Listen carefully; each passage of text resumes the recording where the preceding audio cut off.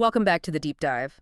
If you've ever had to help an aging parent, or really any loved one with a daily task showering, making coffee, just getting dressed, you know that feeling. Oh, absolutely. That instinct. Yeah, that instinct. They pause or they get a step wrong and you just want to jump in. You correct them or Yeah, you take over. right. Let me do it. A- And we've always been told, I think, that when someone's facing cognitive decline, the answer has to be more help. Mm, But today we're diving into this really surprising, kind of counterintuitive idea that our instinct to help might actually be the biggest danger to their independence. that's it, exactly. Wow. Our source material points to this sort of secret weapon in behavioral gerontology. It's called microguidance or microprompts. And these are just tiny cues. Tiny, almost invisible cues that can preserve self-care skills for months or even years. So that's our mission for this deep dive. We're going to unpack the science behind this. We're learning how the quietest kind of help can extend these critical skills. It's all about preserving dignity and autonomy. Yeah. This is the science of scaffolding independence, Mhm. making the environment do the work, not forcing the person's effort. To really show how powerful this is, let's start with that anecdote from the sources about Rick and his wife. Yeah, that was a great example. Rick saw his wife was struggling with her morning routine, but he made a conscious choice not to do these big dramatic interventions. Right. So, for instance, when she'd reach for the conditioner instead of the shampoo, Mm. he wouldn't say a word. No correction. No, he would just quietly move the correct bottle, the shampoo, right into her line of sight, maybe roll the wrong one away a little. And if she paused, say, between washing and drying, He might just give a soft gesture toward the towel rack or a light little tap on the sink to kind of suggest the next step. It's all nonverbal. and only if she was really, truly stuck would he use a word. Just one word. A quiet here. And that's the key, isn't it? The intentional minimalism. It is. These cues work because they don't feel like correction. They're not saying you're wrong. They're just redirecting momentum. It preserves her dignity. That idea, preserving dignity versus correction, that feels like everything. But let's be honest, for most of us, that's so hard. When you see someone you love struggling, everything in you just screams, fix it, do it for them. That's the core conflict. And it's what we have to get into first. We're driven by love, of course, but also by efficiency. We want to get through the morning. Sure. So when an older adult pauses or does something out of order, we jump in, wait, not that one, or here, use this. And the worst one, as our sources point out, Let me just do it. let me just do it. It saves 5 minutes right then, but what's the long-term cost of that? The cost is accidental dependency, and it is insidious. Yeah. Every single time a caregiver takes over, they are teaching the brain a lesson it doesn't need to learn. Think of initiation, just the ability to start the next step, as a muscle. If you always lift the weight for them, that muscle atrophies. The brain learns, oh, I don't need to start this. Someone will do it for me. Wow. And this slow takeover is what behavioral science calls prompt dependence. It just grows quietly, one correction at a time, until the person can't initiate even the simplest things. They literally forget how to begin. So it's not that they've lost the ability to, say, use a towel. They've lost the ability to start reaching for the towel. Exactly. Because their environment has trained them to wait. We are extinguishing that spark of initiation with our best intentions. So the reverse of that, the big truth here, is that by giving the least amount of help, and only when you absolutely have to, You're teaching a much more powerful lesson. You can still do this. I'm just here to adjust the roadmap a little. I'm not driving the car. Okay, so let's get into the hard evidence for this. We're moving past anecdotes now. You mentioned specific research on these tiny cues. Yes, and the research is really compelling. There's a 2025 study, Lukoc, Williams, and Dillenberger. Their work showed that a 79-year-old woman with Alzheimer's was able to maintain her showering skills for a really long time. Just through these subtle cues from her husband. That's it. They weren't using complicated training programs or long-winded explanations that, frankly, just frustrate people with cognitive decline. Right. They were relying completely on the timing and the sort of the minimalism of the prompt. It really proved that maintaining skills is all about this gentle behavioral scaffolding. And that explains why our normal instinct to explain everything just fails so badly. It fails completely. If my dad picks up the hand soap instead of the toothpaste, my first thought is to launch into this whole lecture. No, Dad, that's the soap for your hands. We need the white tube for your teeth because... And what does his brain hear? Just noise, I guess. It hears correction. It gets stressed. It's a massive information overload.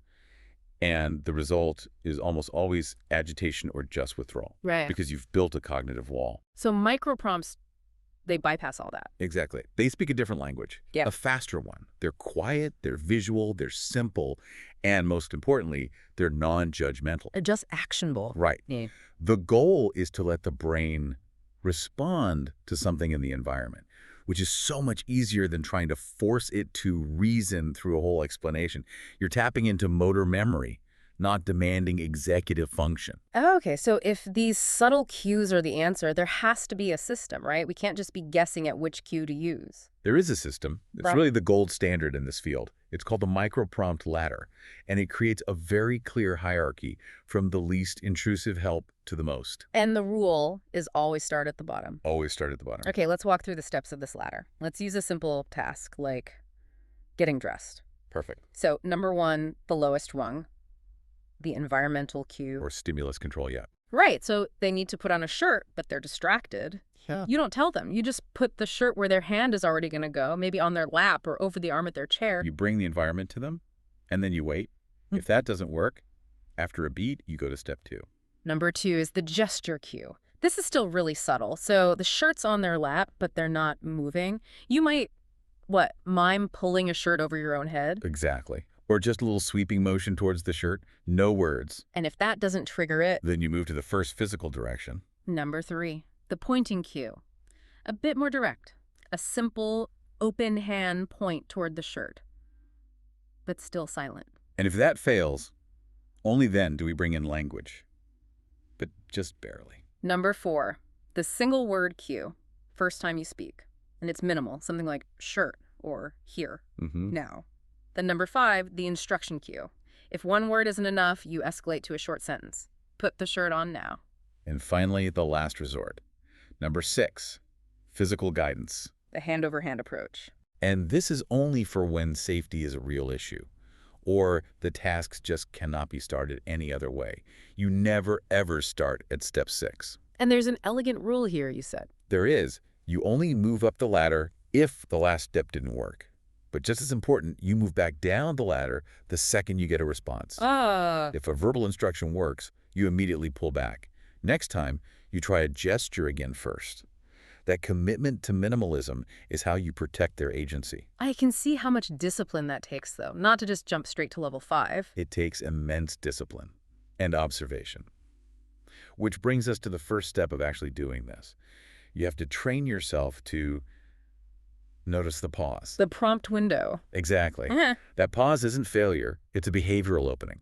It's the moment the system has just stalled out for a second. So what are we looking for? What are these micro signs? You're looking for that glance that lingers too long on an object. The hand that kind of hovers between two things. A little freeze between steps, maybe a quiet sigh, or you see their eyebrows knit together. That's the moment. That's your moment for the lowest level prompt you can possibly use. We saw that with the example of Flo and her husband in the shower. A perfect real-world application. She paused, staring at all the bottles on the shelf. Cognitive overload. Your husband didn't ask what was wrong. He didn't correct her. Nope. He used that environmental and gesture cue combo. He lifted the shampoo bottle a tiny bit. So it caught her eye. Exactly. It made the choice for her, really. It reduced the options from 3 down to 1, and that was enough. She reached for it, and the routine kept going. He helped the environment do the guiding. Which flows right into the next steps. Step 2 is deliver the lightest prompt possible. Using that ladder, it has to be soft, quick, neutral, zero emotional load, no tension, no stress. And then step 3, which you mentioned is the one people forget, and probably the hardest one. It's the hardest. Fade the prompt immediately. If you point to the shirt and they reach for it, you drop your hand instantly. If you say soap and they turn to the sink, you stop talking. The prompt is a bridge, not a permanent structure. Beautifully put. If you linger, if you hover over them, you are just reinforcing that prompt dependence you're trying to break. It must take incredible self-control to pull back, though. You'd worry they'll just stop again in 3 seconds. You do. But pulling back is what gives them the space to own that step. That fade protects their agency. It says, you got this, I just gave you a tiny nudge. If you hold the guidance, you own the action. If you let go, they own it. This feels so focused on these morning routines, but I have to assume this applies elsewhere. Oh, absolutely. The Okay. sources are very clear that this ladder generalizes beautifully. To what kind of things? Toothbrushing, meal prep, Setting the table, laundry, bedtime routines, even mobility tasks like just turning towards a chair to sit down. Hmm. Anywhere you see hesitation in a sequence, this ladder is your guide. So if we boil this all down, we come back to that really strange takeaway. Am I supposed to do less? And the answer is strategically, yes. In dementia care, less help, done wisely with these tiny cues, preserves way more ability than constant intervention ever could. We have to change how we measure success. We do. The goal isn't caregiver efficiency. It's not about getting it done fast. Mm. The goal is preserving your loved one's ability. Doing the task for them is the fastest way to lose the skill entirely. So this approach, it respects the brain pathways that are still working. It gives them just enough friction to keep them strong. That shift in thinking from being the problem solver to being the environmental guide, Yeah. that's profound. And it does bring up a final thought for you to chew on. Okay. The sources mention tracking which prompts work, so you can always aim for that lowest level, right? Right. Keep it minimal.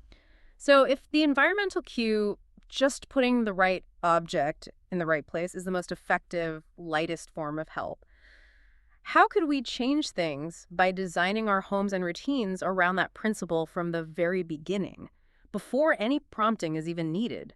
That's a fascinating question. If we built environments that almost never force the brain to pause, if the toothbrush was always the most obvious thing on the counter, or the pants were always laid out the right way on the bed, how much longer could those daily routines last on their own? It's a huge thought. That's the challenge, isn't it? Building a world where microguidance isn't just a reaction, but a form of proactive architecture. Definitely food for thought. Thanks for joining us on this deep dive. We'll talk to you next time.